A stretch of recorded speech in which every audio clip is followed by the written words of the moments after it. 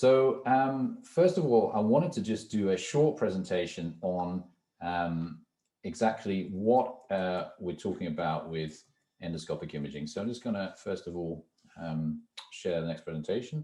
And then there's going to be a bit of theory. So we thought that the night would go well if we had a bit of theory for about 20 minutes, 25 minutes, and then we share with you many cases. So of course, many cases, that's really important. We've got, I think, 28 cases. All of them have got videos. My colleagues have been working real hard, putting together, putting the histopathology together, putting the techniques we use together to try and really make sure that you get a really comprehensive overview from endoscopic imaging to histopathology of what's going on in these videos.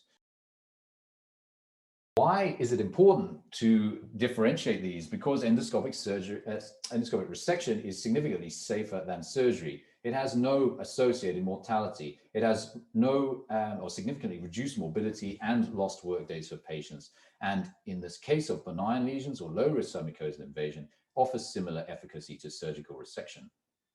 Well, okay. This is a talk about endoscopic imaging. So why bother with that? Why not just stop the talk now and start a course on how to do biopsies?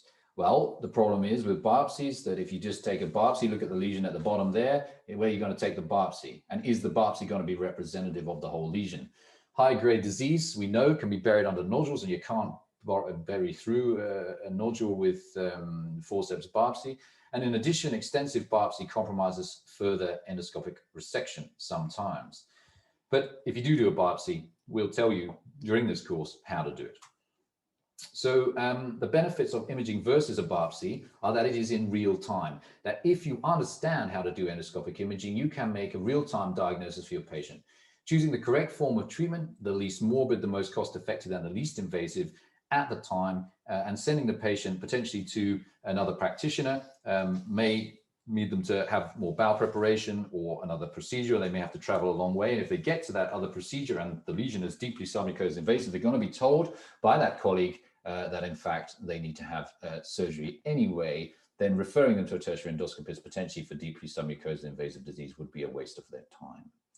If these decisions could be made accurately using endoscopic imaging, then this would translate, of course, into less morbidity for patients, particularly rectal surgery and mortality, cost savings to healthcare systems, and less lost work days for patients.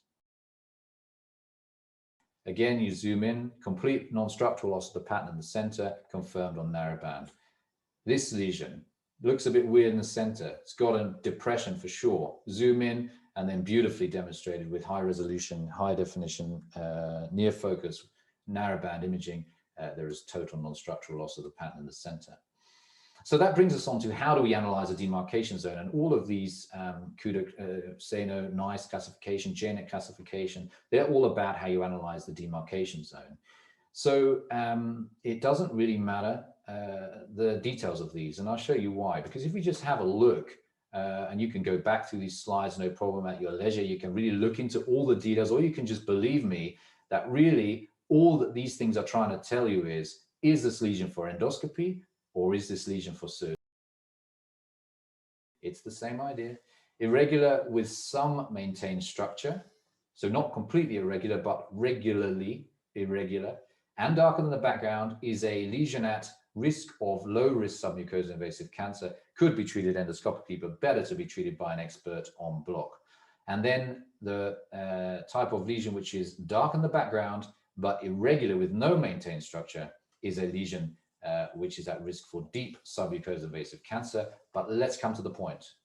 Endoscopy is used to treat the first three, and surgery is needed for the fourth one. So really, these classification systems, all they're trying to do is separate for you endoscopy from surgery. Come back to this, the key slide, and this is one you should come back to.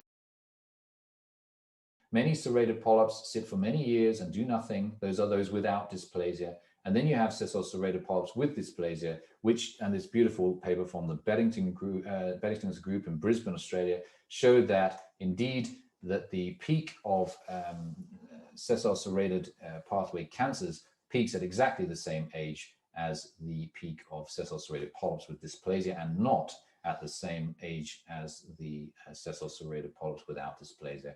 And indeed, the dwell time is approximately 17 years between the two.